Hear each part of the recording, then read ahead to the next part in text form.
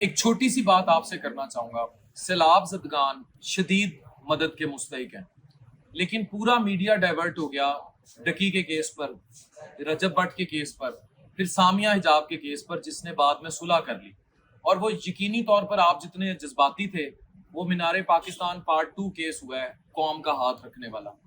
ہمیں اپنے ایشوز کو نہیں بھولنا چاہیے جو قومی دھارے کے ایشوز ہیں. غریب رڑ رہے ہیں. جلال پور پیروالا میں، سیت پور میں ایسی خبریں ہیں، ایسی ہولناک کہانیاں آپ سوچ نہیں سکتے. پوری حکومتی ریاستی مشینری وہاں کام کر رہی ہے، این جی اوز وہاں کام کر رہی ہیں.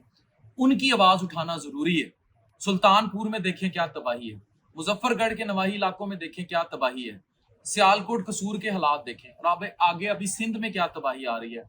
ہمیں قومی طور پر جو قومی ایشوز ہیں وہ ایشوز اہم ہیں. لٹرلی ہمیں ان پر زیادہ فوکس کرنا چاہیے. سامیہ حجاب کے کیس کو جو میڈیا میں ہائپ دی گئی، اس کا ڈراپ سین بیک ڈور ہو گیا، تو پھر ہم کیوں تماشا بنے.